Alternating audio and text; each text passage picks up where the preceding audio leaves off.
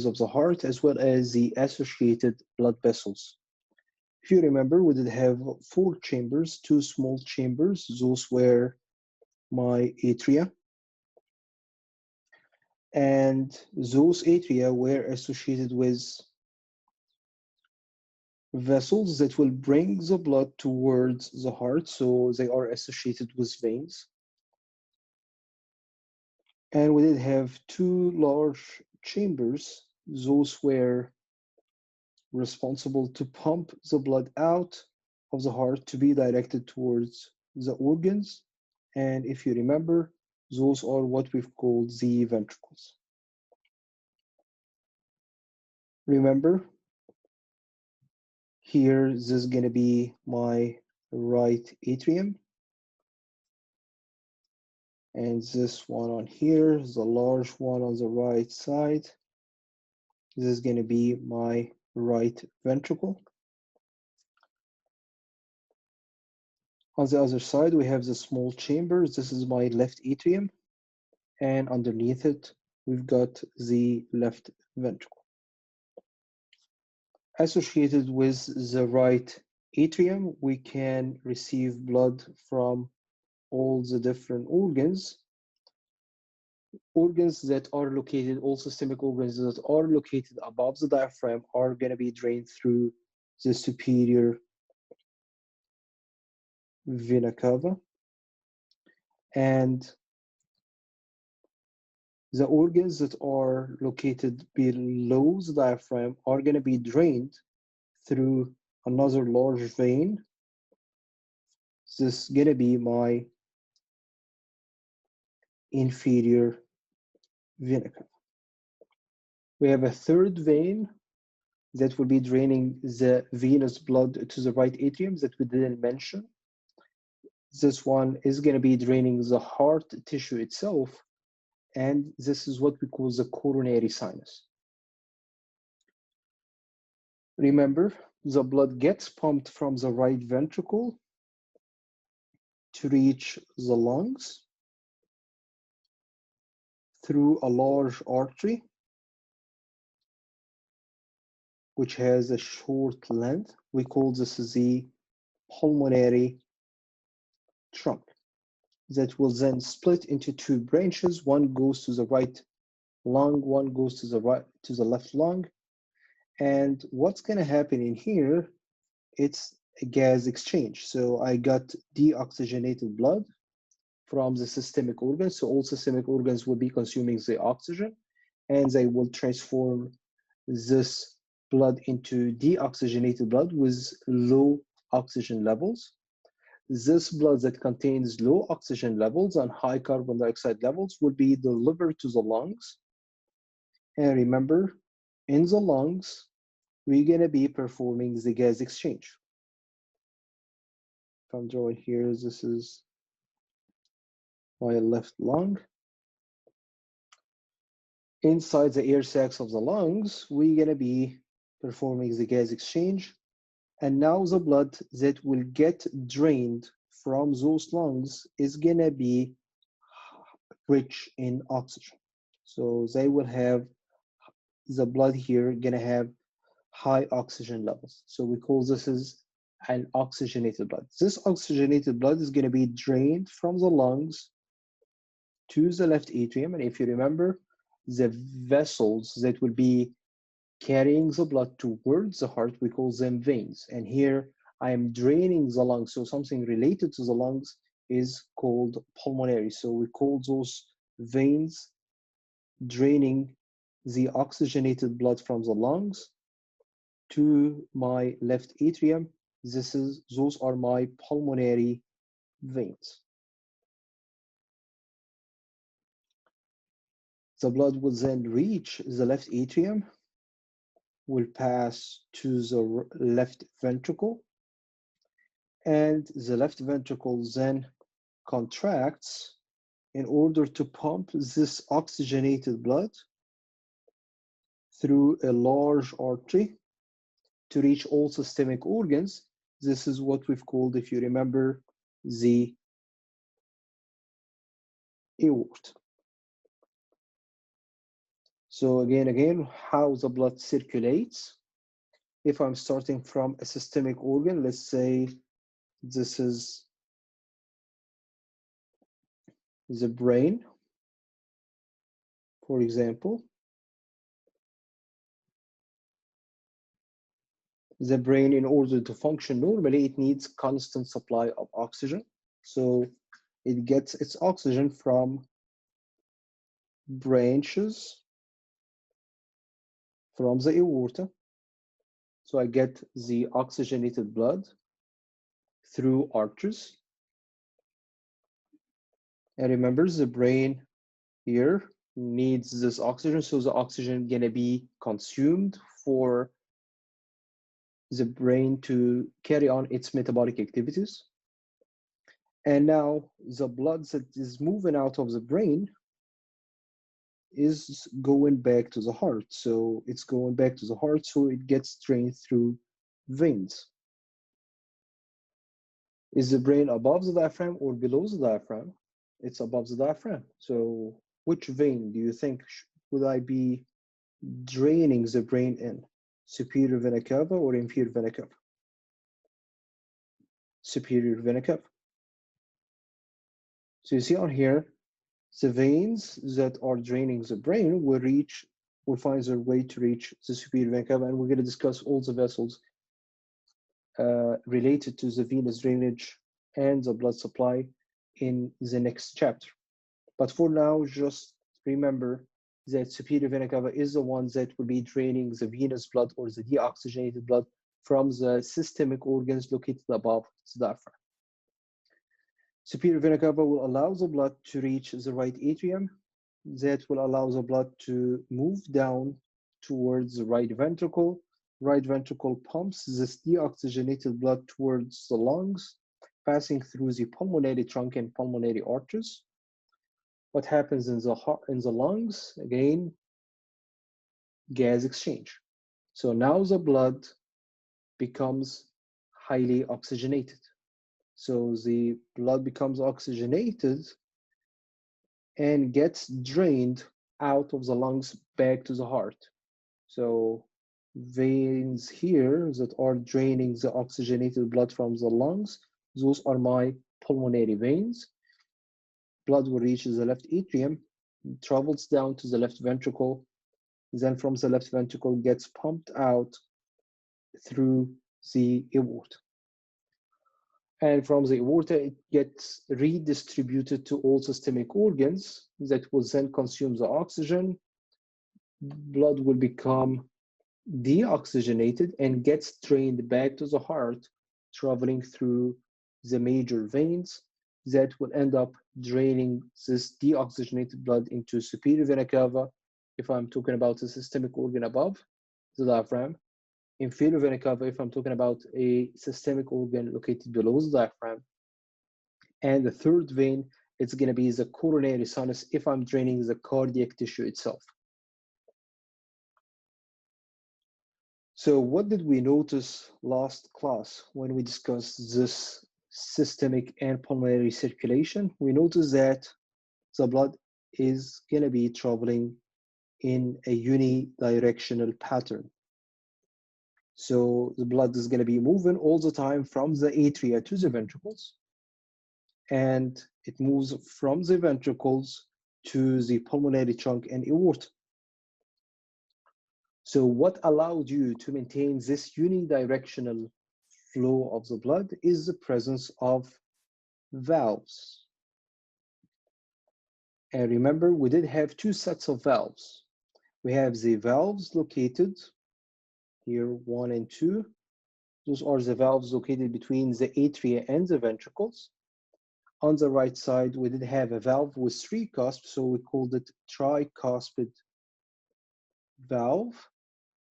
And we did have on the left side between the left atrium and the left ventricle a valve with 2 cusps only, so we called it the bicuspid valve.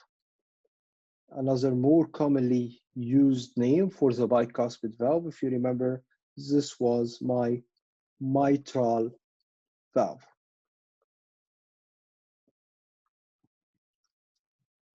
what allows the unidirectional flow of the blood from the ventricles into the major arteries, pulmonary trunk on the left and pulmonary trunk on the right side and the aorta on the left side, is going to be the presence of a set of valves, which we call semilunar valves. Remember, at the base of the pulmonary trunk, we did have pulmonary semilunar valve, and at the base of the aorta, we did have the aortic semilunar valve. So again, we've seen four valves, two AV valves, one on the right side, this is my tricuspid valve, one on the left side, this is my mitral or bicuspid valve, and at the base of the pulmonary trunk and aorta, we did have the pulmonary semilunar valve and the aortic semilunar valve. We answered the question how the blood moves, if you remember from last meeting. If you remember, the blood moves due to change in pressure. And remember, what creates this change in pressure? The cardiac contraction or cardiac relaxation. So if you remember, when I contract the ventricles, let's say, when I contract the ventricles, what happens to the ventricular volume? I have a decrease in my volume. As if you have a can filled with water or Coke or whatever, and you squeeze it. What's going to happen to the liquid inside? Will it remain inside? If you squeeze a plastic bottle of water, it escapes. Why did it escape? Because when you reduce the volume, the pressure inside increases. And like anything,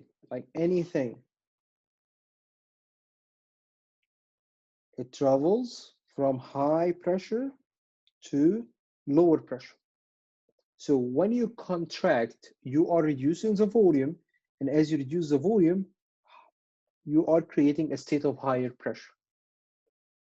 And as I have an increase in the pressure in the blood in this chamber, the blood will try to move to a side with lower pressure. So if I'm drawing one side here of the heart, this takes place in both right and left sides. The same in both sides. This is just for simplification. This is either right or left. The same thing takes place in both sides. So let's say we are contracting the ventricle. Now I have ventricular contraction. As I reduce the size of the ventricle, what's going to happen? The blood inside will have high pressure. And it tries to leave the chamber that has high pressure. So if I put a lot of pressure on you, you're going to move away. So what's going to happen to the blood? It tries to escape to a side with lower pressure. Where do I have lower pressure? You have lower pressure in your atrium, and you have lower pressure in your artery that you're connected to. So you see here, the any ventricle is connected to two things, the atrium and the artery. So right ventricle is connected to the right atrium and the artery, which is going to be the pulmonary trunk. This is going to be my right side. And the left side is going to be left ventricle, let's say. It's connected to left atrium, and at the same time, it's connected to the aorta. So each ventricle is connected to two things, an artery and an atrium. So if we're looking here, this rise in the pressure of the blood inside the ventricles when they contract, this creates a state of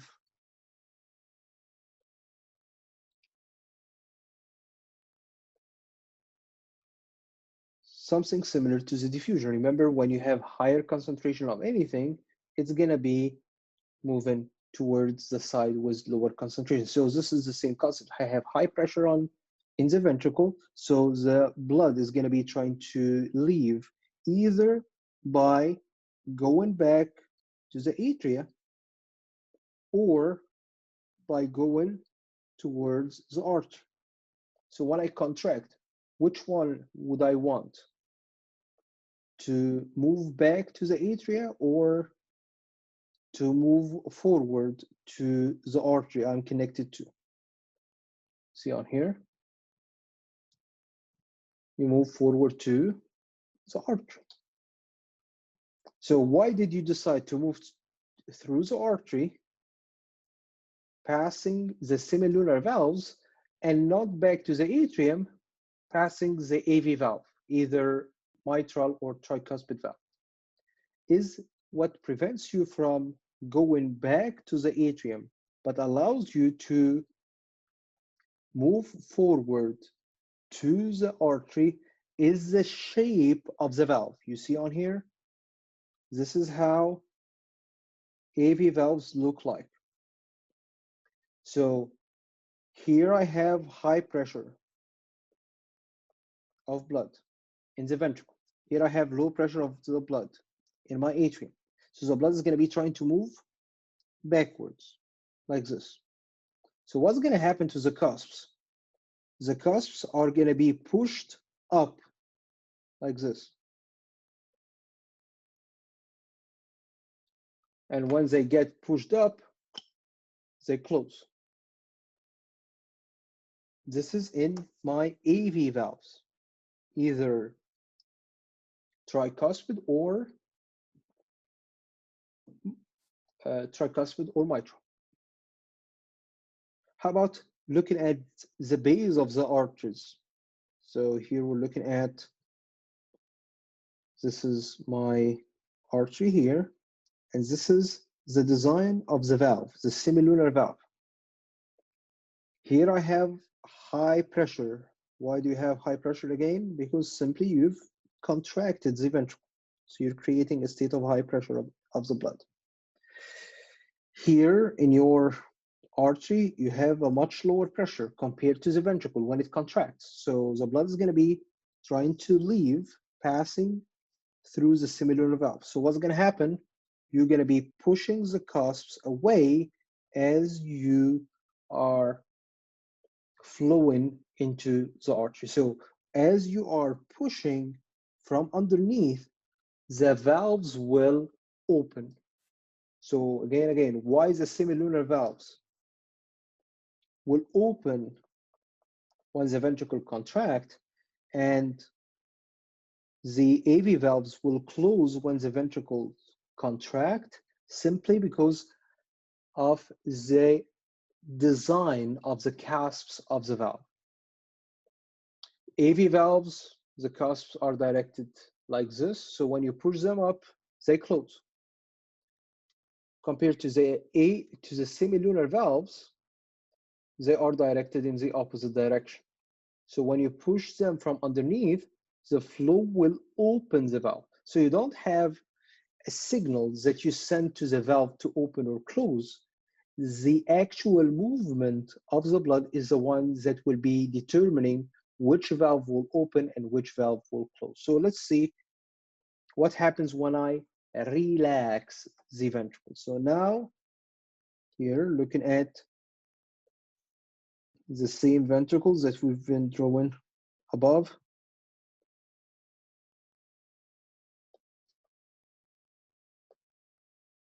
Again, this is going to be applied to both right and left sides.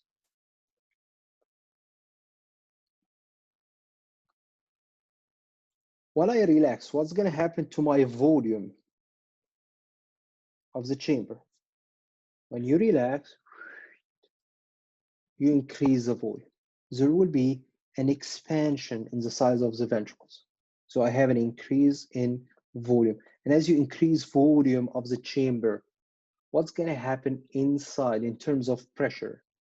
Increase, increase volume. What happens? You create a suction force. You create a negative pressure. Can you imagine this? When you increase the volume of something, the pressure inside is going to be too low.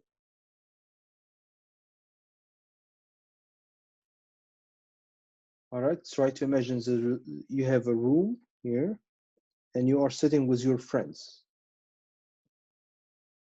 You and like 5 of your friends. So 6 of you are sitting in this small room compared to sitting in this large room. In which condition would you feel that there is more pressure on you? If you are sitting in a smaller room or in a larger room, what do you think?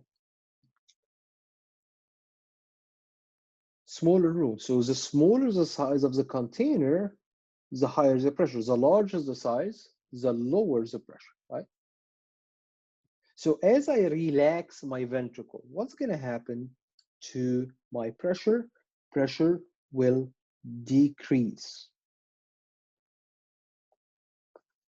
It's not only a zero pressure, it's a negative pressure. It's a suction force. It's trying to pull the blood down. So where do I have higher pressure? Where do I have higher pressure compared to this suction force? You have higher pressure of blood in both your atrium and your artery. Both of them gonna have higher pressure. This one is around 0 to 2 millimeter mercury. But here, when I'm relaxing my heart, what is my blood pressure? The blood pressure that I measure in the arteries. During ventricular relaxation, your blood pressure is around 80 millimeter mercury. Remember, when you check your blood pressure, they give you 2 numbers, right? 120, let's say, over 80. What's 120? It's systolic blood pressure. And what's 80 millimeter mercury? This is diastolic blood pressure. What I mean by systolic means that it is your blood pressure during ventricular contraction. So when you contract your heart, your ventricles, the pressure of the blood flowing in your arteries is equal to 120 millimeter mercury. And what is meant by diastolic pressure? Diastolic pressure means that the pressure of the blood flowing through the artery is 80 millimeter mercury. So the blood is still flowing, but it creates less pressure on the wall of your arches. This is what I mean by diastolic pressure. Again, diastolic pressure means the pressure of the blood in my artery when during ventricular relaxation.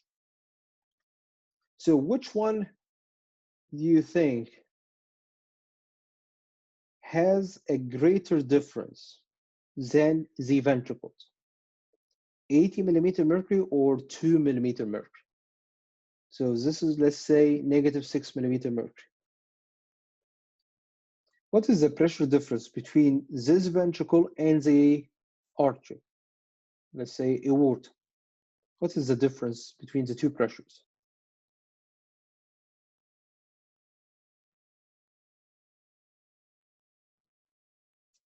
What do you think?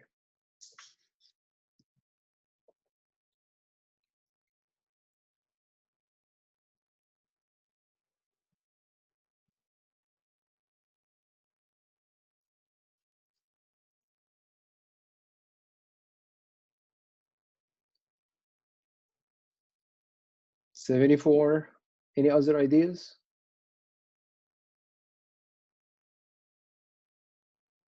$74. The pressure difference between 80 and -6.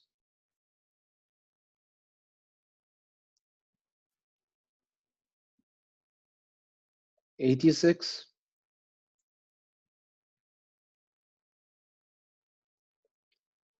'74 again.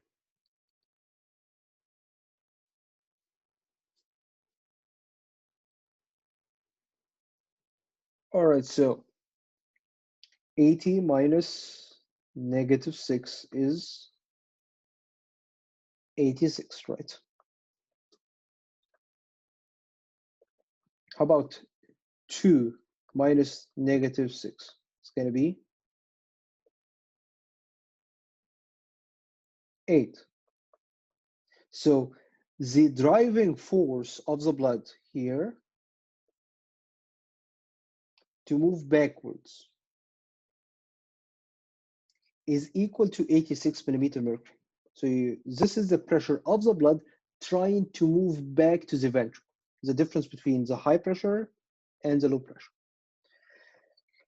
And here, the pressure driving the blood to move from the atrium to the ventricle is 8 millimeter mercury. So while the valve will close, preventing the blood from flowing back into the ventricle from the artery, but will open here. Again, the shape of the valve. Again, if we're looking closer here to the shape of the semilunar valve, blood is trying to move backwards. And as it tries to move backwards, what's going to happen? This will push the cusps down. And as they get pushed down, they close the valve. How about the AV valve? In the AV valve, the blood is going to be trying to move from the atrium to the ventricle. So the blood here is pushing the cusps down. And if you push the cusps down, the valve opens. So let's say it was closed like this, and you push them down. So this is going to be opening the valve, allowing the blood to flow from the atrium to the ventricle and prevent the backflow of the blood from the artery to the ventricle. All right, so which one do you think gonna take place first? So we've learned that here, I will close the semilunar valve when I relax, and I will open the AV valve when I relax the ventricle. So what do you think? Which one gonna be taking place first? Closure of the semilunar valve or opening of the AV valve?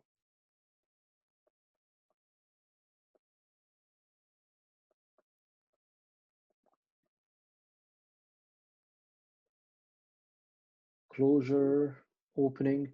According to what? According to what would you decide? How fast would you be moving the blood? Which one gonna be moving the blood faster?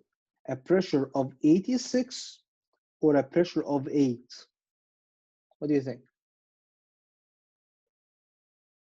86 is gonna have a much faster blood flow. So here, having faster blood flow. So which one gonna be taking place first during ventricular relaxation? Closure of semilunar or opening of AV valve? Which one?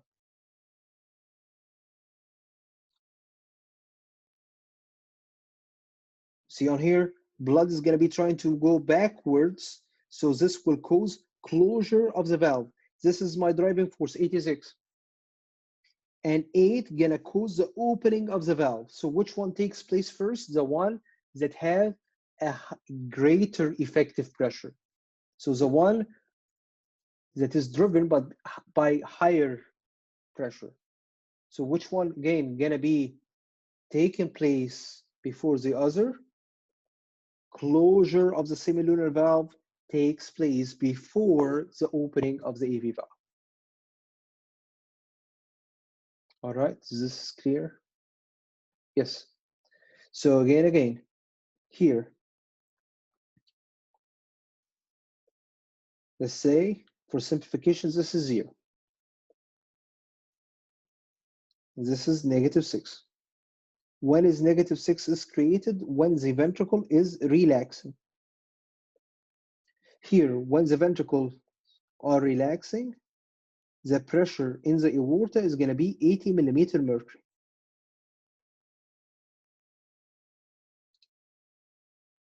This is the pressure of the blood. How do you create a negative pressure? All right, so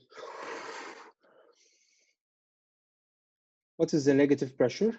It's a pressure lower than the atmospheric pressure. So for example, when you are moving air into your oral cavity,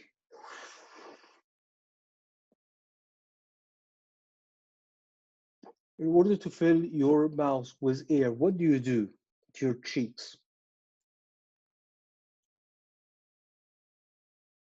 You contract or relax? You expand them, right? So how did you accumulate the air in your oral cavity? By expanding the size of your oral cavity. So when you expand the size of your oral cavity, what happens? The pressure inside is going down, because if you remember, when you increase the size, what happens to the pressure? Decreases. So I expand the size of my oral cavity. This allows me to create a lower pressure. Lower than what? Lower than the pressure of the air around me. This is called the atmospheric pressure. So what happens? Air did flow from a zero pressure, atmospheric pressure is our zero pressure, into my oral cavity. So this means what? This means it did move from zero pressure to a negative pressure. All right, so creating a pressure lower than the atmospheric pressure is going to be a negative pressure, a suction force, like a vacuum. All right, so again, here, I'm expanding the size of the ventricle. I'm increasing the size of the ventricle. So what's going to happen? I'm creating a vacuum, a suction force, a negative pressure. What's a suction force? It's a negative pressure. So this suction force is equal to 6. So you have a car, and you want this car to move backwards. And I told you that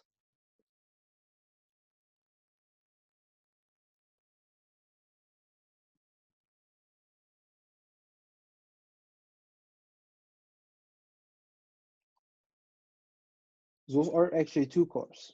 You're going to be pulling those 2 cars, you're going to be pulling them backwards by a force of 6.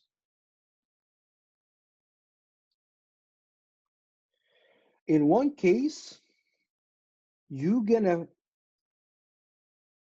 be pushing the car also backwards by a pressure of 80. And the first car, I'm not pushing this car backwards. So again, you have 2 cars. The first one is pulled by 6, a power of 6. And you are not pushing this car backwards. The second car, you are not only pulling this car backwards by 6, but also you're pushing this car backwards by 80. So what is the effective pressure in the first example that will allow this car to move backwards? What is the net force driving this car to move backwards?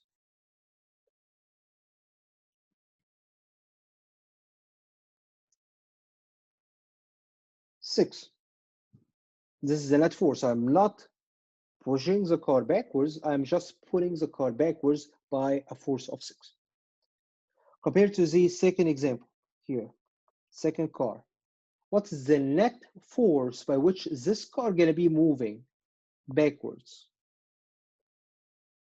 Remember, you are pulling the car by a force of 6, but also somebody else from the other side is pushing this car towards you by a pressure of 80. So what's going to happen? This car is going to be trying to move backwards by a net force of 86. Does this make sense so far? All right. So if we're looking here, this is how the cusp's gonna look like at the base of the arch. So the blood here is gonna be trying to move backwards. Why? Because this is 80, this is -6. So the driving force for this blood to go backwards is equal to 86. This is my driving force. This is what will determine how fast would I be traveling. So if you're comparing back to the two cars, which one gonna be moving backwards faster? The one that has a net force allowing its movement of 6, or the one that has a net force allowing it to move of 86? The one definitely was 86. Second one, exactly. So what do you see on here? This one is going to be trying to move much faster compared to this one from the edge. And as it tries to move backwards much faster because I have a greater effective pressure, what's going to happen? This will be pushing those cusps of the valve, of the semilunar valves, much faster. So they will close. But here I didn't reach the speed. So again, here, those valves are already closed from the ventricular contraction.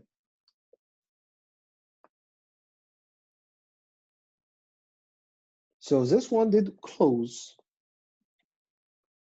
but this one is not open yet.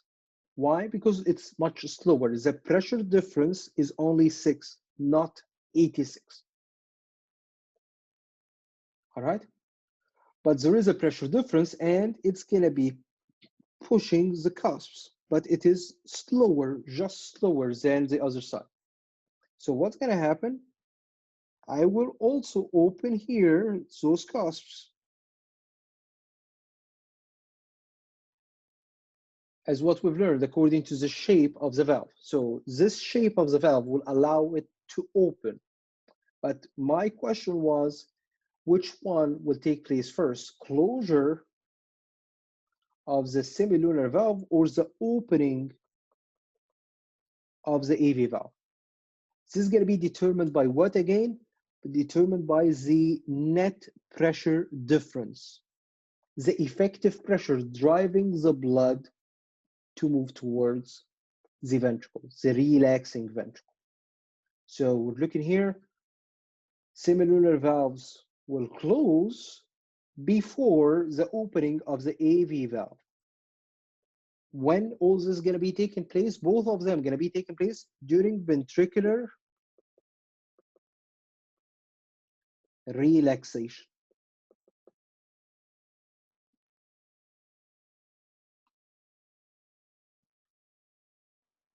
All right. Questions?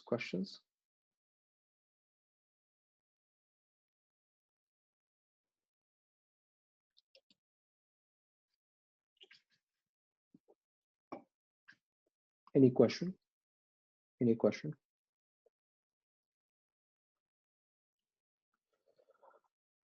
All right.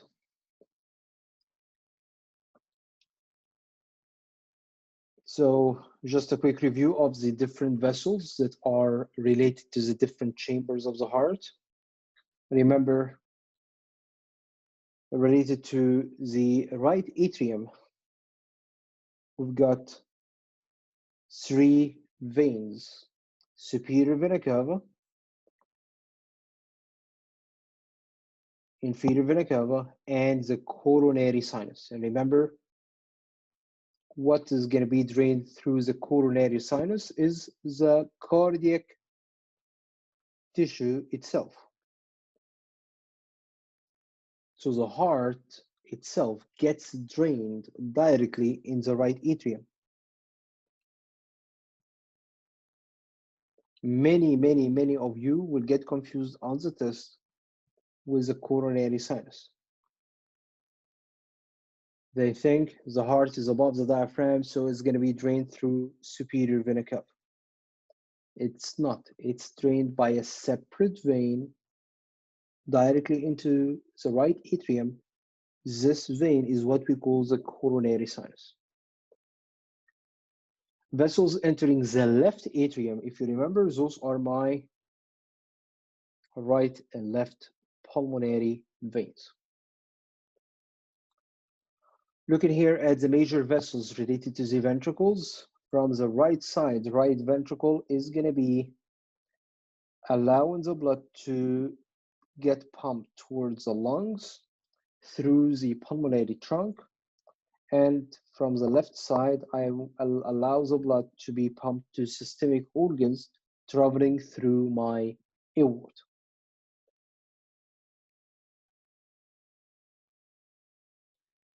Moving on to the coronary circulation, and this is a plexus or a connection of arteries that will be responsible to give the oxygenated blood supply to the cardiac tissue. So if we're looking here at the wall of the heart, this is my left ventricle,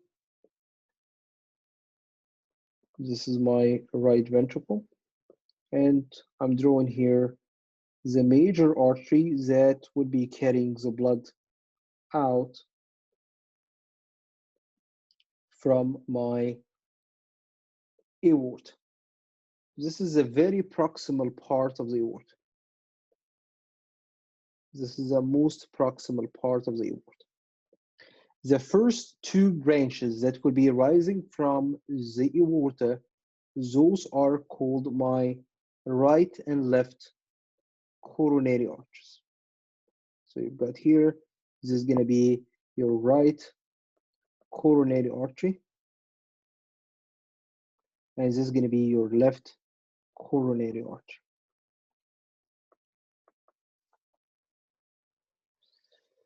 Right coronary artery will give rise to many branches on the anterior aspect of the heart.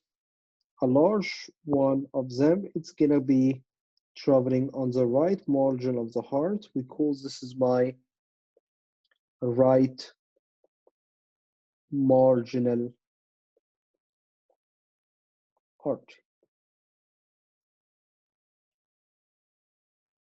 Right marginal artery. The right coronary artery keeps traveling backwards to the posterior aspect of the heart, like this. So dotted means it's on the dorsal aspect.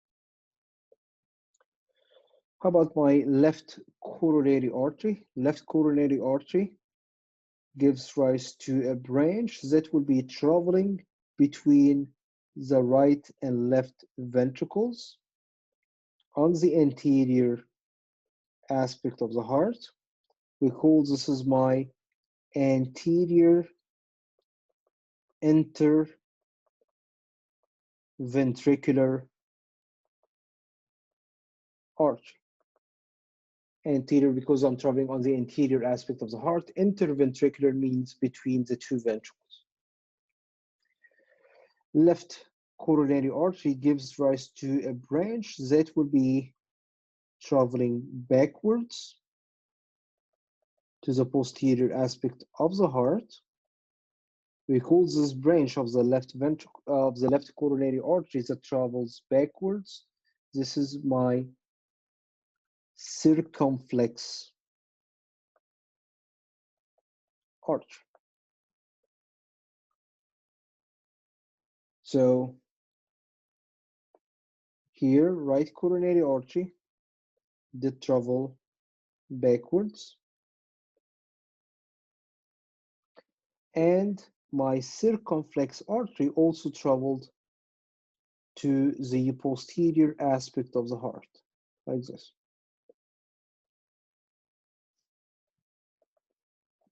Both of them gonna meet in the posterior aspect of the heart and will be forming a branch that will be traveling between the two ventricles of the heart, but this time on the posterior aspect. So we're gonna call this is my posterior interventricular arch. All right, so again, what are the most important vessels here that we need to know in terms of coronary circulation? Remember, first one is going to be my right coronary artery. Right coronary artery gives rise to many branches on the anterior aspect. The largest of them that travels on the right margin of the heart. This is going to be my right marginal artery. Left coronary artery gonna give rise to two branches, one traveling on the anterior aspect of the heart between the two ventricles. So we're gonna call this one is my anterior interventricular artery. And another one that will be flexed to move backwards to the posterior aspect of the heart, we call this is my circumflex artery. If you notice on here, right coronary artery did move backwards, and the circumflex artery did move backwards, and both of them gonna meet here, you see, to form a branch that travels between the right and left ventricles on the posterior aspect of the heart. So what do we call this one on here? Traveling between the right and left ventricles, but on the posterior aspect. So we're going to call it the posterior interventricular arch. Clinical names are slightly different than those ones. The clinical names for those arteries are slightly different from those ones. So we have anterior descending instead of the anterior interventricular, posterior descending instead of the posterior interventricular, and so on. All right, this is going to be the anatomical names. So they are named according to their anatomical structure and position. Looking at the venous drainage, we've got many veins that will be draining the heart itself, but remember only one that I want you to know from this diagram, only one of great importance for us to identify is this large one that gets drained directly into my right atrium. This is called my coronary sinus.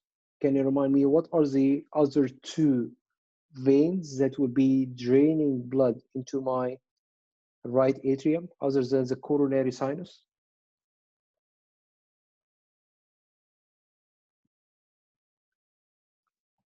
What do you think?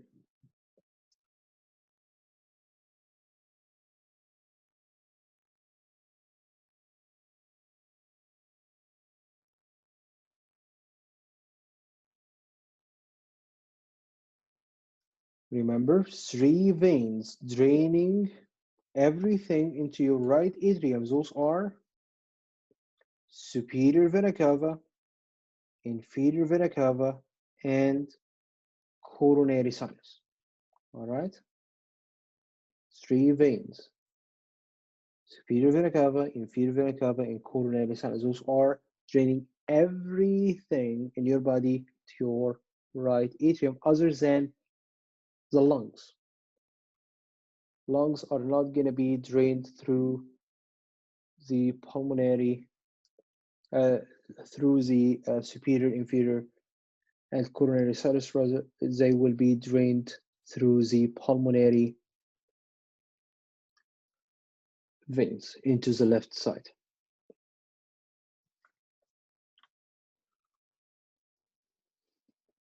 All right, so for our first question for today, let me check here to keep it going. All right, so for the first question for today is on here. What valve does deoxygenated blood go through when it leaves the heart?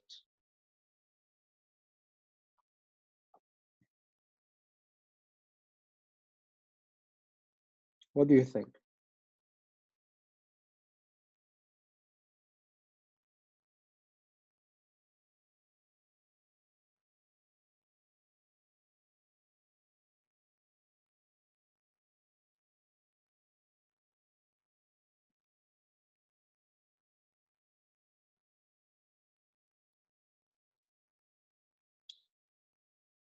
Pulmonary. All right, so first thing, what are the two words you need to focus on in here? Leaves the heart and deoxygenated. Those are the two keywords. So leaves the heart. So this means you are either moving through pulmonary trunk or aorta. So those are the ones that are carrying the blood away, leaving the heart. Which one gonna carry deoxygenated blood? Which one did I draw here in blue? The ones that will be delivering the blood to your brain will carry deoxygenated blood, the aorta, or the ones that will be delivering the blood to your lungs is the ones that carry deoxygenated blood. The ones that carries the blood to my lungs. So here, what valve would you be passing through in order to move from the heart into the pulmonary trunk? If I'm moving from the heart into the pulmonary trunk, what valve did I pass through here? My pulmonary semilunar valve.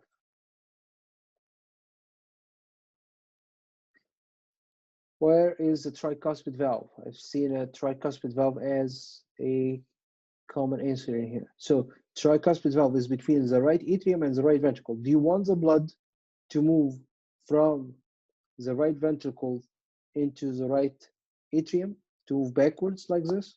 You want this to take place?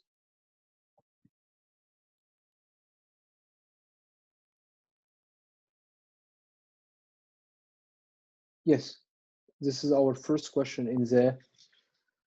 in today's class activities. Yes, this is our first question.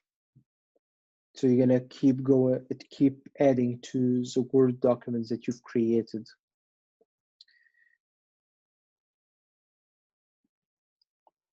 So which valve am I passing through again? It's my pulmonary semilunar valve. Right. Any questions? Any questions? Is this clear or not?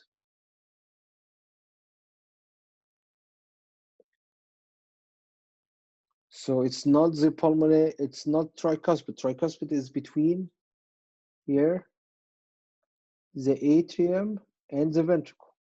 So you don't want to move the blood here. You're not moving away from the heart if you're going to be traveling through the tricuspid valve. Here the question is saying leaves the heart.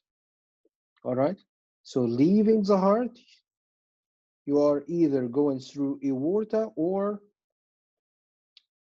pulmonary semilunar valve. Those are the two choices. If I'm saying you're leaving the heart. All right? So what if I change question number 2? The same exact question, but without deoxygenated. It's oxygenated. So now the question is, what valve does oxygenated blood go through when it leaves the heart?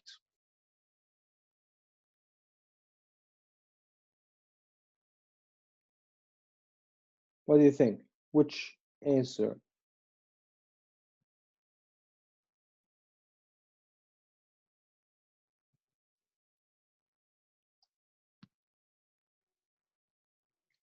I'm leaving the heart, so I'm picking either aortic semilunar valve or pulmonary semilunar valve. Pulmonary semilunar valve was it just mentioned that it carries deoxygenated. So this one is asking about oxygenated this time. So the one that carries oxygenated blood, you see on here, my aorta carries the oxygenated blood to be delivered to all systemic organs. So you see on here, I'm passing through the aortic semilunar valve. So for question number 2, it's going to be the aortic semilunar valve, the one that we consider the same question, but we just changed deoxygenated into oxygenated. Any questions? Any questions?